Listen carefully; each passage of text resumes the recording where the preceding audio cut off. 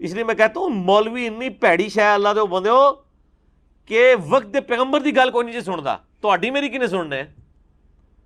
یعنی علماء یہود پروفٹ کے مقابلے پہ کھڑے ہوئے تھے اور انہوں نے اپنی پبلک کی مت مار دی۔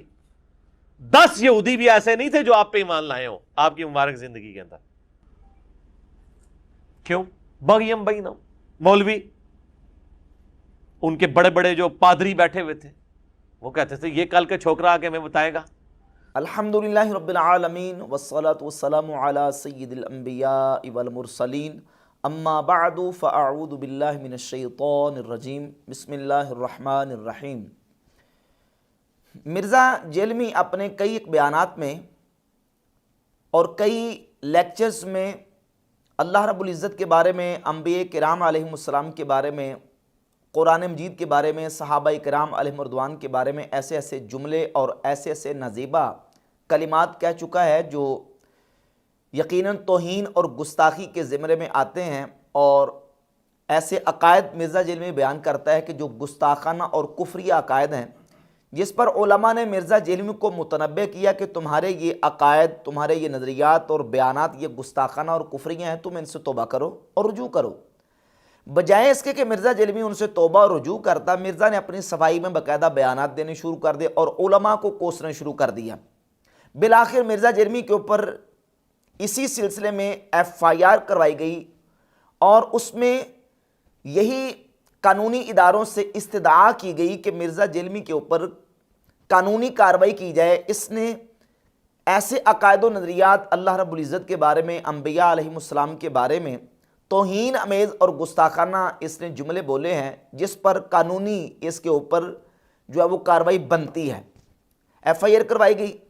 تو مرزا جیلمی نے اپنے آپ کو جس طرح پہلے اونچے ہتھ کنڈے اختیار کر کے اور باطل تعویلات کر کے اپنے آپ کو ڈیفینڈ کرتا تھا، FIR کے حوالے سے مرزا جیلمی نے ایک درخواست لکھی، 3 ورقی درخواست، اور اس 3 ورقی درخواست کے اندر مرزا جیلمی نے یہ دعویٰ کیا اور استدعا کی ہے قانون نافذ کرنے والے اداروں سے، اور کہا کہ میری درخواست ہے کہ اس بے بنیاد FIR کو فوری طور پر خارج فرمایا جائے۔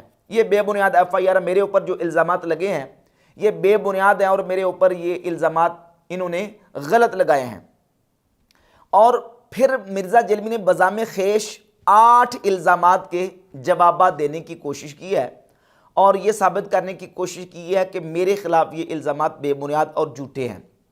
مرزا جیلمی نے اپنی پرانی روش کے مطابق جو دھوکہ دینے کی عوام کو کوشش کی ہے اس کا پردہ ہم انشاءاللہ تعالی دلائل کے ساتھ اسی 3 ورقی درخواست کے حوالے سے پردہ چاک کریں گے۔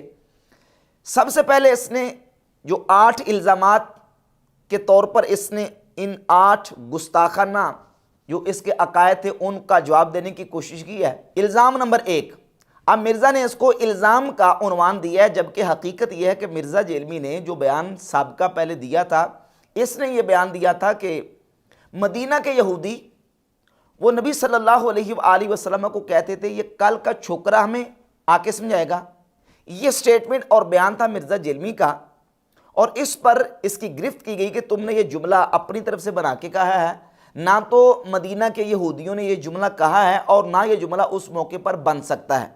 تو مرزا نے اس کا جواب یہ دیا کہ یہود نے کہا کہ یہ کل کا چھوکرا نعوذ باللہ ہمیں سمجھائے گا، یہاں نبی صلی اللہ علیہ وآلہ وسلم کو چھوکرا نعوذ باللہ کہنا گستاخی ہے۔ اس کے جواب میں عرض ہے کہ یہ کافروں کے ریفرنس سے بات ہوئی تھی، نہ کہ خود کی گئی تھی۔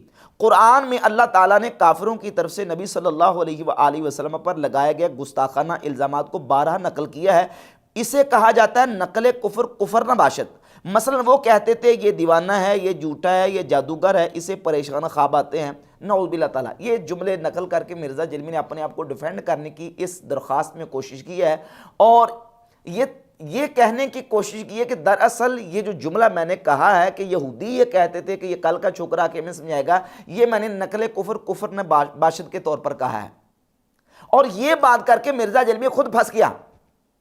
پہلی بات تو یہ ہے کہ جو اس نے یہ کہا کہ یہ یہودی کہتے تھے اور میں نے نقل کفر، کفر نباشت کے طور پر کہا ہے، اور آپ یہ سمجھیں کہ نقل کفر، کفر نباشت کیا ہوتا ہے، یہ کس کو کہتے ہیں؟ یعنی کسی کے کفریہ کلام کو نقل کرنا اس کی تردید کے لیے، وہ کفر نہیں ہوتا۔ نقل کرنے والا جو کسی کے کفری کلام کو رد کرنے کے لیے نقل کر رہا ہے وہ بندہ مجرم نہیں بنتا، وہ کافر نہیں بنتا. کیوں؟ اس لیے کہ وہ کسی کے کفری کلام کو نقل کر رہا ہے. یہ ہے نقل کفر کا مطلب، نقل کفر کفر نہ باشد کا مطلب. اب سوال یہ پیدا ہوتا ہے کہ یہودیوں کا یہ جملہ کفر تھا کہ کفر نہیں تھا؟ پہلے تو ہم اس پر بات کریں گے. مرزا جلمی اپنے بیان میں باقاعدہ طور پہ یہ کہہ چکا ہے کہ چھوکرے کا لفظ یہ نیگیٹو ورڈ ہی نہیں ہے. کہتا مجھے کو کہے چھوکرا، 43 سال کی عمر میں مجھے کوئی چھوکرا کہے تو میں اس پر فخر محسوس کروں گا. میں اپنے گھر والوں کو، اپنی بیوی کو جا کے بتاؤں گا کہ دیکھو مجھے انہوں نے چھوکرا کہا ہے. کہتے ہیں نا بزرگوں سے پوچھ پوچھ کے یہ کل کا چھوکرا کر رہا ہے. آپ چھوکرا ضرور کہ مجھے کوئی اس پہ نہیں ہے، لیکن میرے علمی دلائل کو تو لے کے چلیں. میں چھوکرے ورڈ کو برا نہیں سمجھتا. ہاں جب آپ کہتے ہیں نا کہ یہ جو ہے وہ جاہل چھوکرا ہے، پھر میں اس کو برا سمجھوں گا. چھوکرا تو کہتے ہیں ینگ بوائے کو، آپ کہہ لیں، میں نہیں اس سے برا سمجھتا. میرے لیے فخر ہے کہ میں 43 ایئرس کی ایج میں بھی مجھے آپ چھوکرا کہہ رہے ہیں. ٹھیک ہے نا جی؟ تو یہ میرے لیے تو فخر کی بات ہے. میں تو اپنی بیوی کو بتاؤں گا کہ دیکھو. ٹھیک ہے. تو مرزا کی ڈکشنری میں چھوکرے کا لفظ تو نیگیٹو ورڈ ہی نہیں ہے. جب یہ نیگیٹو ورڈ نہیں ہے تو پھر یہ مثال دینا کہ یہ نقل کفر کفر نباشت کے قبیل سے ہے، اس کا کیا مطلب؟ یہ تو مرزا جیلمی نے سمجھے کہ اپنے پاؤں پہ خود کلہاڑی مار لی ہے. اس کو نقل کفر کفر نباشت کہہ کے ایک طرف تم یہ کہہ رہے ہو کہ یہ جو چھوکرے کا لفظ ہے یہ نیگیٹو ورڈ نہیں ہے، اور دوسری طرف تم یہ کہہ رہے ہو کہ یہ نقل کفر کفر نباشت کے قبیل سے ہے. اور پھر اگر نقل کفر ہے، نقل کفر کا مطلب ہوتا ہے کہ کسی کا کفر نقل کیا، کسی نے کفر کیا تھا، کفریہ جملہ بولا تھا، اور اس کفریہ جملے کو کوئی بندہ دوسرا اس کو نقل کر دیتا ہے. اب سوال یہ پیدا ہوتا ہے کہ یہودیوں نے نبی صلی اللہ علیہ وآلہ وسلم کو کل کا چھوکرا کہا، یہ کہاں نقل ہوا ہے؟ قرآن میں نقل ہوا یا حدیث میں نقل ہوا یا سیرت کی کسی کتاب میں نقل ہوا؟ نہ قرآن کے اندر موجود، نہ حدیث کے اندر موجود، نہ سیرت کی کسی کتاب کے اندر موجود کہ یہودی نبی علیہ السلام کو کل کا چھوکرا کہتے تھے. تم نے یہ کہاں سے لے لیا؟ کہاں سے تم نے یہ لفظ نکالا؟ اور پھر نبی کریم صلی اللہ علیہ وآلہ وسلم کی ذات اقدس جب مدینہ شریف تشریف لے گئے، آپ علیہ السلام کی مبارک عمر 53 سال سے ابو تھی. 54 یا 55 یا 56 سال کی عمر کی شخصیت کو چھوکرا کہنا یہ عرفن بھی نہیں ہو سکتا، کہاں ہی نہیں جا سکتا. تو اہل مدینہ جو ہے وہ یہودی، وہ کس طرح نبی علیہ السلام کو یہ جملہ کہہ سکتے ہیں؟ ثابت ہوا کہ مرزا جلمی نے یہ جملہ اپنی طرف سے بنا کے کہا. نہ تو انہوں نے کہا اور نہ ان کے کلام سے یہ جملہ لازم آتا ہے، تو نتیجہ اس نے جملہ بنا کے کہا. اب جب بنا کے کہا تو یہ مان گیا کہ یہ نقل کفر کفر نباشت کے قبیل سے ہے، اور دوسری جگہ پہ تم خود کہتی ہو کہ یہ نیگیٹو ورڈ نہیں ہے. یہ تو اپنے لیے تم کہتے ہو کہ میرے لیے یہ اعزاز کی بات اور میرے لیے فخر کی بات ہوگی کہ مجھے کوئی 43 سال کی عمر میں چھوکرا کہے. تو یہ دیکھ لیں کہ اس انداز سے اس کے تضادات موجود ہیں. صرف اپنے آپ کو ڈیفینڈ کرنے کے لیے اس نے اس درخواست کے اندر مرزا جلمی نے غلط بیانی کا مظاہرہ کیا ہے، جبکہ اس نے یہ جملہ جو بولا چھوکرے کا لفظ، یہ نہ تو قرآن و حدیث میں نقل ہوا ہے اور نہ اہل مدینہ کے یہود کہتے تھے، اور نہ عرفاً یہ بن سکتا ہے کہ 53 سال کی عمر کی ابو شخصیت کو چھوکرے کا لفظ ان کے لیے استعمال کیا جائے. اور ہمارے عرف کے اندر چھوکرے کا لفظ جس معنی میں استعمال ہوتا ہے وہ اردو جاننے والے سمجھتے ہیں. الزام نمبر 2 اس نے عنوان دے کے تو دوسرے ایک گستاخانہ عقیدے کو ڈسکس کیا ہے، اور درخواست میں نے کہا کہ میرے اوپر یہ الزام ہے. اور یہ الزام کیا ہے؟ مرزا جلمی نے پہلے جملہ کیا بولا تھا؟ اس نے یہ کہا تھا کہ جب توحید بیان ہوگی تو نبیوں کی گستاخی تو ہوگی، اور توحید کا مطلب یہ ہے کہ اللہ کے سوا نبی، فرشتے اور بزرگ اور بابے تے شے کوئی نہیں، نعوذ باللہ تعالیٰ. اور کہا کہ نبی تو اپنا پیشاب نہیں روک سکتے. مجھے مولانا اسحاق صاحب کا وہ جملہ ہمیشہ یہ آیت پڑھتے ہوئے یاد آتا ہے. بعض اوقات تو وہ فی البدی ایسے جملے بولتے تھے جاندار. تو ایک گفتگو میں انہوں نے فرمایا کہ بھئی جب توحید بیان ہوگی تو گستاخی تو آٹومیٹکلی ہو جائے گی، کیونکہ توحید کا مطلب ہی ہے کہ اللہ کے سوا کوئی پیغمبر، کوئی فرشتہ، کوئی بزرگ، کوئی بابا، شاہی کوئی نہیں. توحید کا تو مطلب ہی یہی ہے کہ کوئی انسان اپنا پیشاب بھی نہیں روک سکتا، خواہ وہ پیغمبر ہو یا عام انسان ہو. یہ مرزا جلمی کا جملہ تھا، یہ اس کا بیان تھا. اس بیان کو علماء نے گستاخی قرار دیا اور توہین قرار دیا، اور یہ واضح کیا کہ مرزا جلمی توحید کی آڑ میں انبیاء علیہم السلام کی توہین کر رہا ہے، گستاخی کر رہا ہے، کیونکہ توحید کا کوئی ایسا کنسپٹ نہیں ہے کہ جس میں آپ اللہ رب العزت کی توحید بیان کرتے ہوئے نبیوں کی گستاخی کریں۔ اسلام کے اندر ایسا کوئی کنسپٹ اور تصور موجود نہیں ہے۔ قرآن مجید میں، احادیث میں، ہمارے دین میں سب سے بہترین توحید کا جو کلمہ ہے وہ ہے لا الہ الا اللہ، اللہ کے علاوہ کوئی عبادت کے لائق نہیں، یہ کلمہ ہے۔ اب اس میں لا الہ الا اللہ کے بعد محمد الرسول اللہ صلی اللہ علیہ وآلہ وسلم کا ذکر آتا ہے۔ لا الہ الا اللہ کا مطلب یہ نہیں ہے نعوذ باللہ تعالیٰ کہ محمد یا دیگر انبیاء شاہی کوئی نہیں، نعوذ باللہ تعالیٰ، علیہ باللہ تعالیٰ، انبیاء یا فرشتے شاہی کوئی نہیں۔ لا الہ الا اللہ کا مطلب یہ ہے کہ اللہ کے علاوہ کوئی عبادت کے لائق نہیں، نہ نبی عبادت کے لائق ہیں، نہ فرشتے عبادت کے لائق ہیں، نہ مخلوق عبادت کے لائق ہے، صرف عبادت کے لائق صرف اور صرف اللہ رب العزت کی ذات ہے۔ باقی لا الہ الا اللہ کے بعد محمد الرسول اللہ ہے، محمد اللہ کے رسول ہیں۔ محمد کو رسول اللہ ماننا یہ توحید کے منافی نہیں ہے، محمد صلی اللہ علیہ وآلہ وسلم کو حبیب اللہ ماننا یہ بھی توحید کے منافی نہیں ہے، محمد صلی اللہ علیہ وآلہ وسلم کو وجیہا فی الدنیا والآخرہ ماننا، عیسیٰ علیہ السلام کو روح اللہ ماننا، موسیٰ علیہ السلام کو کلیم اللہ ماننا، تمام انبیاء کے مقامات و مدارج کو ماننا اور ان کی عظمت و شان کو اور ان کی عزت اور ان کی رفعت کو ماننا یہ توحید کے منافی نہیں ہے۔ یہ کون سی توحید ہے؟ کیا قرآن نے توحید کا ایسا طریقہ بتایا؟ حدیث میں کوئی توحید بیان کرنے کا ایسا طریقہ موجود ہے؟ صحابہ اکرام علیہ رضوان نے توحید کا پرچم پوری دنیا میں لہرایا، کیا انہوں نے توحید کا کوئی ایسا بیان کرنے کا انداز اختیار کیا؟ تو مرزا جلمی کا یہ کہنا کہ نعوذ باللہ تعالیٰ توحید جب بیان ہوگی تو نبیوں کی گستاخی ہوگی، اور توحید کا مطلب یہ کہ اللہ کے سوا نبی، فرشتے اور بزرگ اور بابیت شاہی کوئی نہیں، یہ اپنا پیشاب بھی نہیں روک سکتے، یہ یقیناً توہین ہے، انبیاء علیہ السلام کی گستاخی ہے۔ تو یہ گستاخانہ عقیدہ مرزا جلمی نے بیان کیا، اور پھر اس پر اپنے آپ کو اس نے ڈیفینڈ کرنے کی کوشش کی ہے، لیکن مرزا جلمی اپنے آپ کو ڈیفینڈ کرنے میں بالکل ناکام رہا ہے۔ پھر الزام نمبر 3 کا عنوان دے کے مرزا نے ایک جملے کو ڈسکس کیا کہ، اور وہ جملہ اس نے پہلے بولا تھا، کہتا کہ جب ذکر کرنا تو آپ اللہ اللہ کا صرف ذکر نہیں کر سکتے، کیونکہ یہ اللہ مہمل جملہ ہے، کہیں آپ کو نہیں ملے گا اللہ، یہ کہیں ذکر ہے ہی نہیں ہے، یہ انہوں نے خود سے ڈیوائز کیا، اور میں یہ سمجھتا ہوں کسی حد تک یہ توہین پہ بھی مبنی ہے۔ یعنی دنیا میں بھی آپ اگر کسی شخص کو اس طریقے سے اس کے نام سے بلائیں، صرف بلاتے جائیں اور بات کوئی نہ کریں، تو یہ مہمل جملہ ہوگا، اس جملے کی کوئی اہمیت ہی نہیں ہوگی۔ اللہ اللہ اللہ، اس کا کیا مطلب ہے؟ اس کا مطلب یہی ہے اللہ اللہ اللہ۔ اللہ کو مہمل جملہ قرار دیا، یقیناً یہ اللہ رب العزت کے نام کی توہین ہے۔ اللہ رب العزت کا اس میں ذاتی ہے اللہ، اللہ کے جتنے نام ہیں، ذاتی نام ہو یا اللہ کے صفاتی نام ہو، قرآن مجید میں اللہ رب العزت فرماتا ہے للہ الاسماء الحسنى فادعوہ بہا، اللہ کے اچھے نام ہیں، تم اس کو ان ناموں کے ساتھ پکارو۔ کوئی اللہ اللہ کہے، کوئی سبحان اللہ کہے، کوئی الحمدللہ کہے، کوئی اللہ اکبر کہے، تمام کا تمام اللہ کا ذکر ہے۔ اللہ کا ذکر کرنا ہے، اللہ کے ذاتی نام کے ساتھ ہو یا اللہ کے صفاتی نام کے ساتھ ہو۔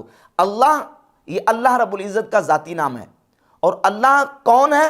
اللہ عالم لذات الواجب الوجود المستجمع لجمیع صفات الکمال، اللہ اس ذات کا نام ہے جو تمام صفات کمالیہ کی جامع ہے، یہ اللہ رب العزت کا ذاتی نام ہے۔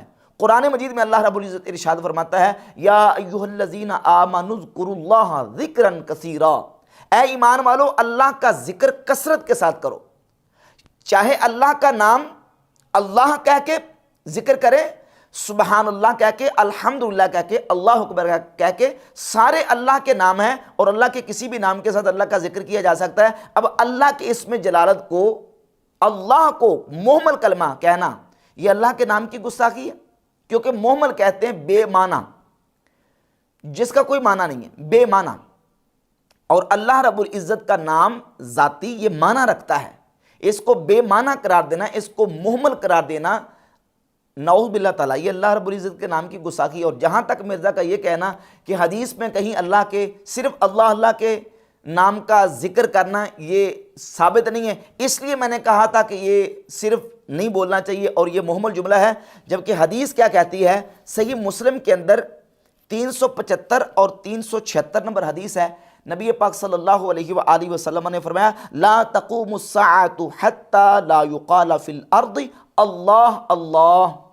حضور فرماتے ہیں قیامت اس وقت تک قائم نہیں ہوگی جب تک کہ زمین میں اللہ اللہ کہا جاتا رہے، یعنی جب تک زمین میں اللہ اللہ کہا جاتا رہے گا اس وقت تک قیامت قائم نہیں ہوگی۔ اور دوسری حدیث 376 ہے، اس میں لفظ ہے لا تقوم الساعة على احد یقول اللہ اللہ، کسی ایسے شخص پر قیامت قائم نہیں ہوگی جو اللہ اللہ کہتا ہوگا۔ تو یہاں ان دونوں حدیثوں سے اللہ اللہ کے ذکر کا بحمدللہ تعالیٰ ثبوت ملتا ہے کہ کوئی مومن اللہ اللہ بھی کہے وہ بھی اللہ کا ذکر ہے، اس کو مہمل قرار دینا حدیث کے بھی خلاف ہے اور اللہ رب العزت کے نام کی گستاخی و توہین ہے، جس کا ارتکاب مرزا جیلمی نے کیا ہے۔ اور اپنی جان چھڑانے کے لیے اب یہ کہتا ہے کہ ایک محمل جملہ ہے جی، اس کی کوئی اہمیت نہیں ہے۔ جواب مرزا کہ یہ جملے کے پوائنٹ آف ویو سے بات ہوئی تھی کہ صرف اللہ کا ذکر نہ کیا جائے بلکہ اللہ کو اس کی کوالٹیز یعنی صفات کے ساتھ پکارا جائے۔ یہ ایک الگ مسئلہ ہے کہ صرف اللہ اللہ کہا جا سکتا ہے کہ نہیں، سبحان اللہ الحمدللہ اللہ اکبر کی جگہ پہ صرف اللہ اللہ کہا جا سکتا ہے کہ نہیں، یہ ایک الگ مسئلہ ہے۔ مسئلہ ہمارا آبجیکشن اس بات پہ ہے کہ تم نے اللہ کے اسم جلالت کو محمل کلمہ کہا۔ اب اللہ کے اسم جلالت کو محمل کلمہ کہنا یہ گستاخی ہے، مسئلہ تو اس پر ہے، اس کے جواز اور عدم جواز کا مسئلہ نہیں ہے۔ جہاں تک رہا کہ بات جواز کی تو وہ حدیث میں نے آپ کے سامنے صحیح مسلم سے 375 اور 376 نمبر حدیث بتا دی ہے کہ اللہ اللہ کا ذکر بھی حدیث سے ثابت ہے۔ مسلمان اللہ رب العزت کے جن ناموں کے ساتھ اللہ کا ذکر کرے گا وہ اللہ ہی کا ذکر قرار پائے گا۔ پھر الزام نمبر 4 مرزا جیلمی نے اپنے آپ کو ڈیفینڈ کرنے کی کوشش کی ہے کہ الزام کہتا ہے میرے اوپر یہ کہ آپ کے سامنے قرآن اس طرح پڑھا جا رہا ہے جس طرح فرنچ زبان کے اندر آپ کو گالیاں شروع کرتے ہیں۔ قرآن اسی طریقے سے پڑھا جا رہا ہے کہ جیسے کوئی آپ کے سامنے فرنچ زبان کے اندر آ کے آپ کو گالیاں نکالنا شروع کر دے۔ تو اس میں بھی عرض ہے کہ قرآن پاک کو نعوذ باللہ کوئی فرنچ زبان کی گالیوں کے ساتھ تشبیہ نہیں دی تھی، تشبیہ حلوائی والی کے ساتھ لکھا ہے، اور یہ درخواست کورٹ میں مرزا نے جمع کروائی ہے۔ اور تشبیہ کس کے ساتھ لکھا ہے؟ حلوائی والی کے ساتھ، جبکہ تشبیہ جو ہے وہ ہاتھی والی کے ساتھ ہوتا ہے۔ اچھا، بلکہ یہ بتایا کہ اگر آپ کا دوست فرنچ زبان میں آپ کو خط لکھے تو آپ اس کو بھی اردو میں ترجمہ کرا کے دیکھیں گے، تو خدا کے لیے اللہ کی آئی ہوئی کتاب کو بھی ترجمے سے پڑھ کے دیکھیں تو آپ کو اللہ کا پیغام واضح طور پر سمجھ آئے گا۔ یہ تو مسئلہ ہی نہیں ہے، اس میں جو ہے وہ کس مسلمان کو اختلاف ہے کہ قرآن مجید کو جب پڑھا جائے تو سمجھ کے پڑھنا چاہیے، لیکن مسئلہ یہ ہے کہ ایک بندہ قرآن مجید کو پڑھتا ہے، اسے قرآن کی سمجھ نہیں آتی، تو کیا قرآن کی سمجھ نہ آنے کے باوجود اس کو پڑھنے سے اس کو ثواب ملے گا، اس کو اجر ملے گا؟ اور وہ قرآن مجید کو جب پڑھتا ہے یا قرآن مجید کو سنتا ہے سمجھ کے بغیر بھی پڑھے اور سنے تو کیا وہ نعوذ باللہ تعالیٰ اس کو تشبیہ دی جا سکتی ہے کہ وہ ایسے ہے جیسے کوئی فرنچ میں آپ کو گالیاں نکال رہا ہے؟ اب مرزا جیلمی نے قرآن مجید کو فرنچ میں گالیاں دینے کے ساتھ تشبیہ دی ہے، یعنی ایک مشبہ اور دوسرا مشبہ بہی، مشبہ کو مشبہ بہی کے ساتھ تشبیہ دینا۔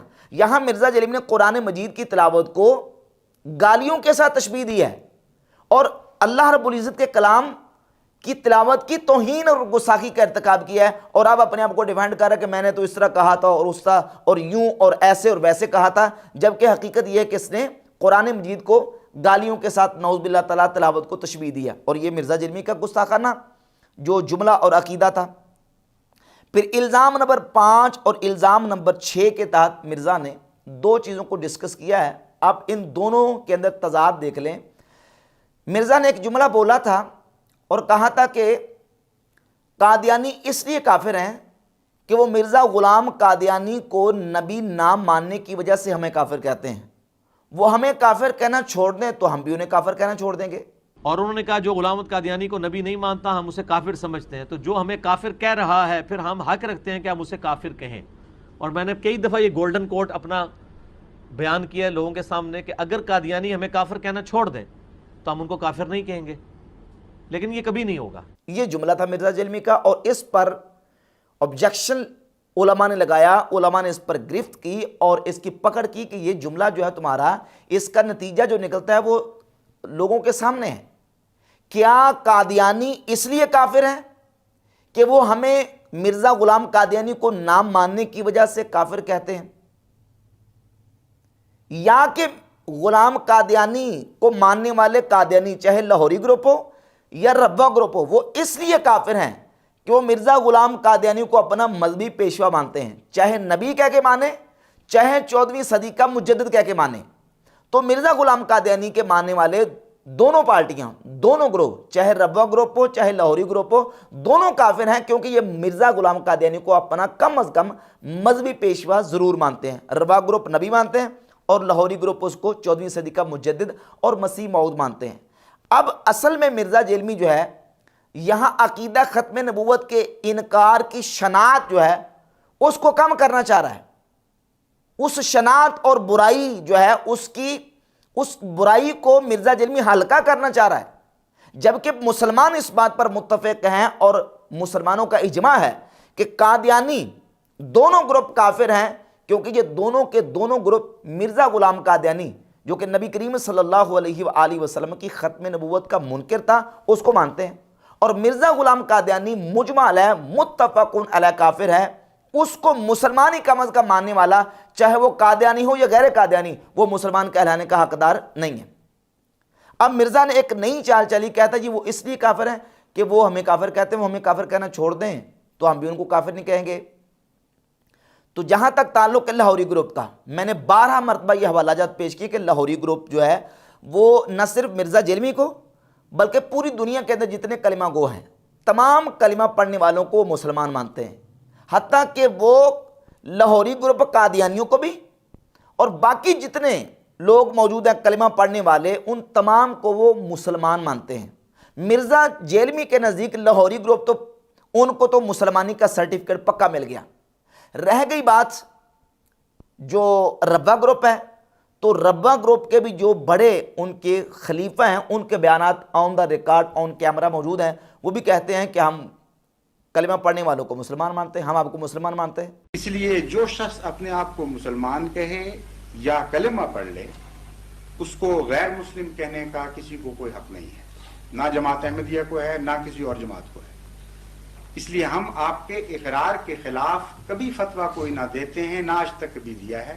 ہم کہتے ہیں آپ مسلمان ہیں، لیکن مسلمان رہتے ہوئے امام مہدی کا آپ نے انکار کیا جس کو ہم امام مہدی سمجھتے ہیں، اس لیے امام مہدی کے منکر پر وہی فتویٰ ہے جو آپ کے علماء کا فتویٰ ہے، متفق علیہ فتویٰ ہے۔ جماعت احمدیہ اللہ اور رسول صلی اللہ علیہ وسلم کے ارشاد کے مطابق ہر کلمہ گو کو مسلمان سمجھتی ہے۔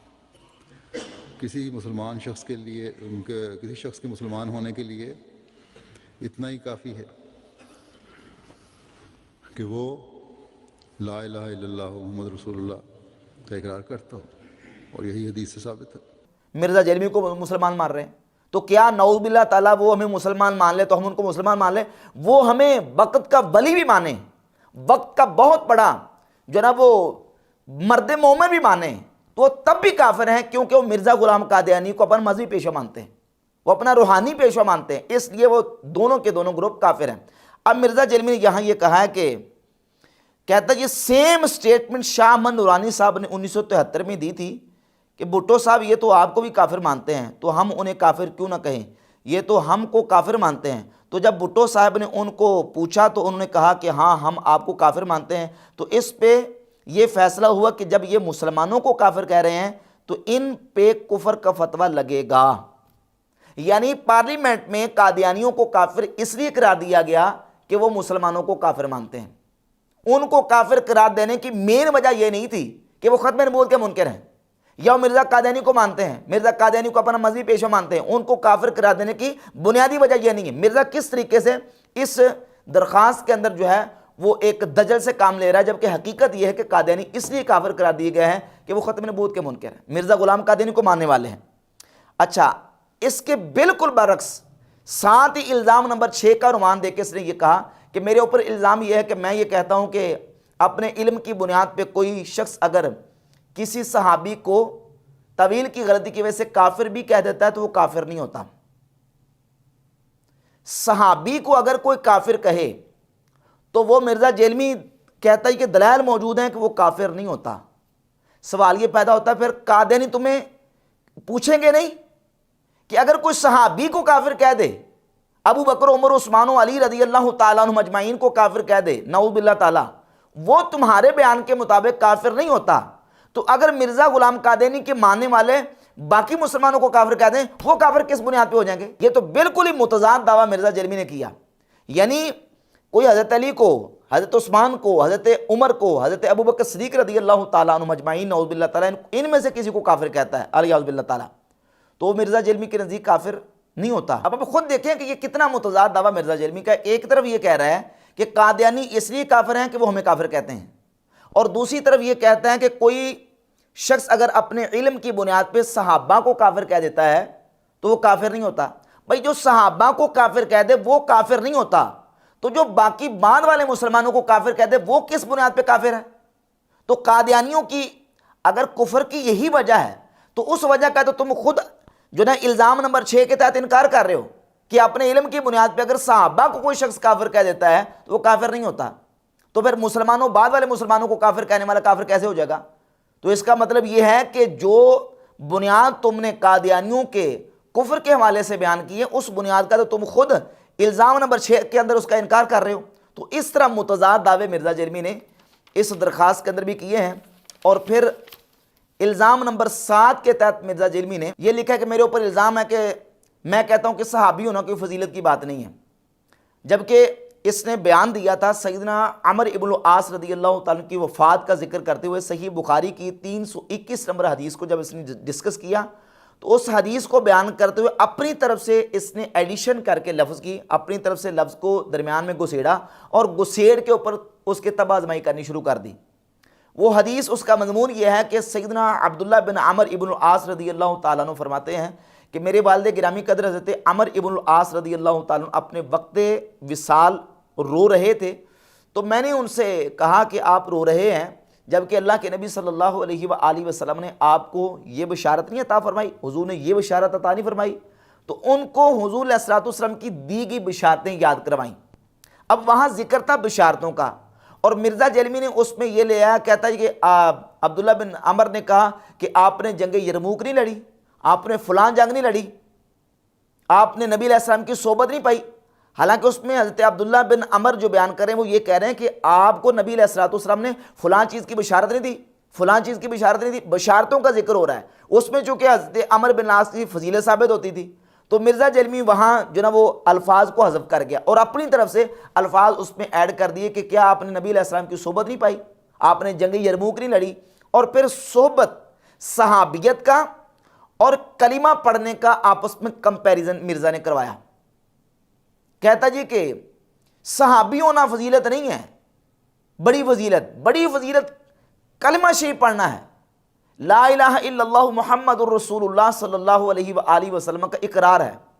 سوال یہ پیدا ہوتا ہے کہ یہاں کلمے کا صحابیت کے ساتھ کمپیریزن کس طرح تم کروا رہے ہو؟ کیونکہ صحابی تو ہوتا ہی وہ ہے جو کلمہ پڑھ کے صحابی بنتا ہے.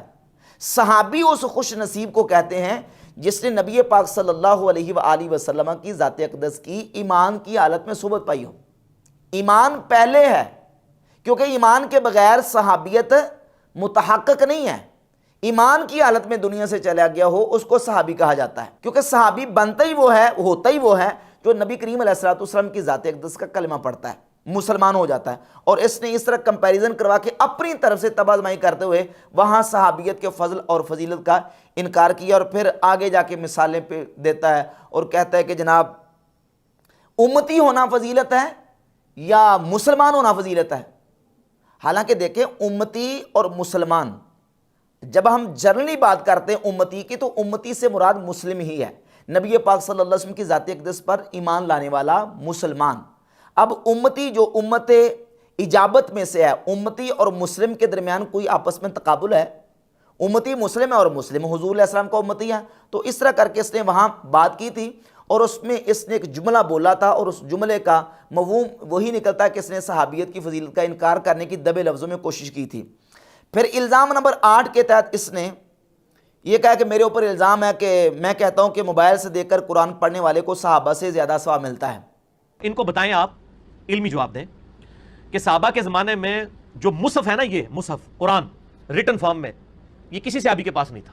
یہ چند ایک نسخے تھے جو آپ علیہ السلام نے لکھوائے تھے، سینکڑوں میں بھی نہیں تھے، درجنوں میں بھی نہیں تھے، 1 درجن سے کم نسخے تھے.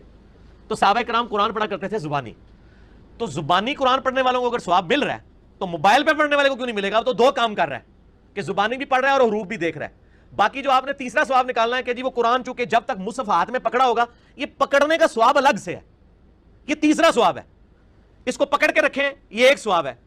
اس کے الفاظ کو دیکھیں، یہ دوسرا ثواب ہے، اور پڑھنا تیسرا ہے. تو 2 ثواب تو مل رہے ہیں ان کو جو موبائل پہ پڑھ رہے ہیں.